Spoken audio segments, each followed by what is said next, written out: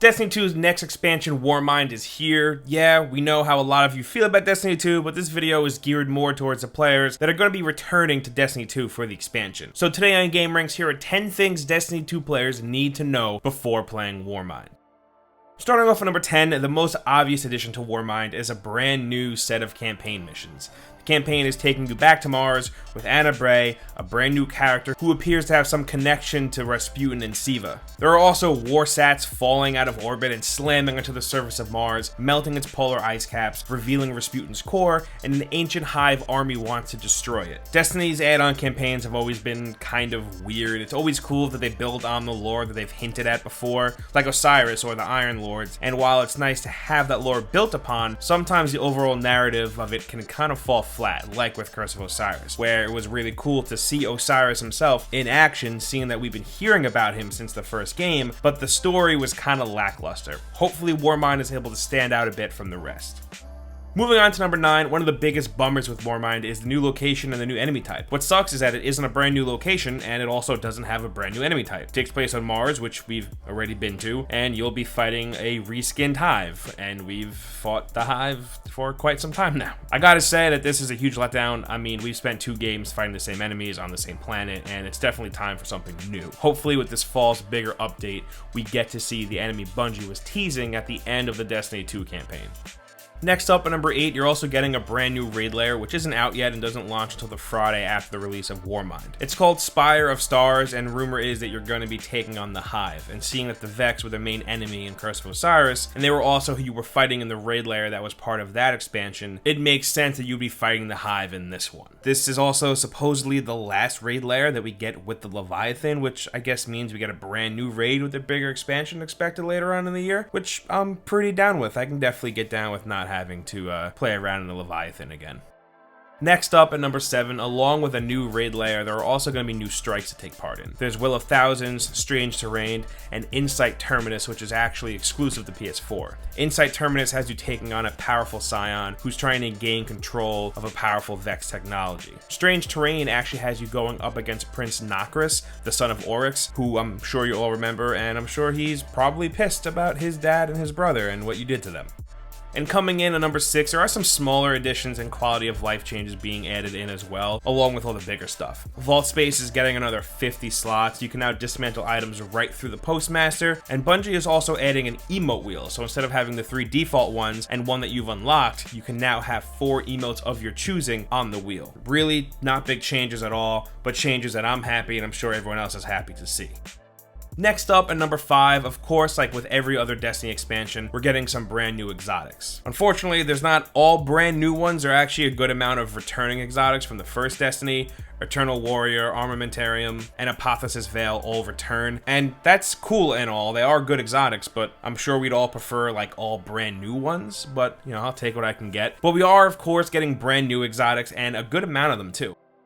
And while we're on the topic of exotics, moving on to number 4, let's talk about some of the changes being made to some of the pre-existing exotics in Destiny 2. To make a long story short, they're making exotics feel more exotic. Not every exotic is getting changed, keep that in mind, this is for only some of them. Skyburner's Oath, for example, was giving explosive rounds, and when firing from the hip, it shoots faster and the rounds track. Rat King is now full auto, and not everyone in your fire team needs to have the Rat King out to get the Rat Pack perk, they just need to have it stowed. Graviton Lance is now a 2-round burst instead of 3, with the second burst dealing more damage. Hard Light will let you change elements by holding down the reload button now, and any bullet that bounces off of a surface will deal double damage. So while most of these changes are small, they're helping to make these exotics feel a little bit more exotic.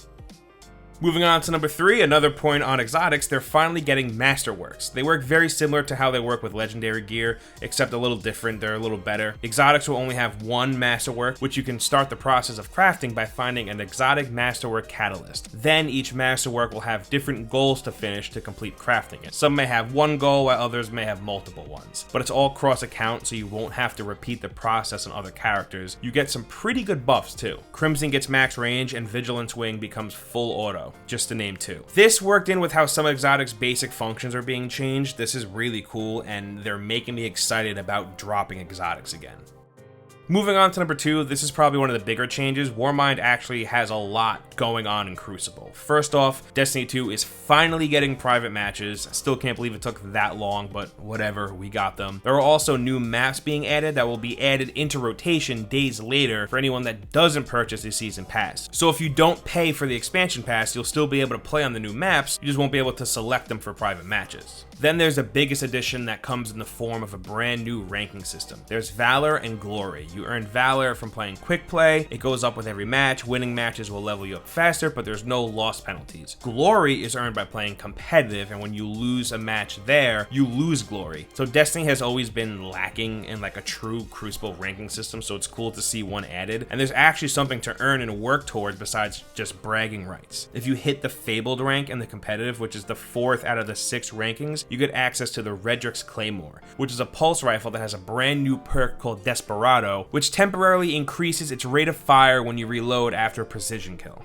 And the Destiny community is already kind of torn on this. Most of the community has wanted less guns handed to them and would like to actually earn them. But some players think that going about earning this is a little too steep because some players may legitimately be not good enough to get it, which I understand. I'm not that great at PvP either. Bungie is obviously experimenting with loot, but I guess we'll have to wait and see how hard this gun is to actually get your hands on. Finally, at number 1, along with the changes to the Crucible and a new campaign, we're also getting a brand new mode called Escalation Protocol, which is a new type of public event found on the new part of the map. It's a 7-stage horde mode with each stage getting more and more difficult, and unlike regular public events, you don't have to wait for this one to start, you can start it up at any time. Relics also make a return, the Hive Sword from all the Crota stuff is back, plus a new relic called the Valkyrie, which is kind of like a spear. There are unique rewards that you can only drop by playing and finishing all 7 waves, and the last wave ends with a boss battle, with there being a total of 5 different bosses, with a new one popping up each week until it resets and starts from the first boss all over again.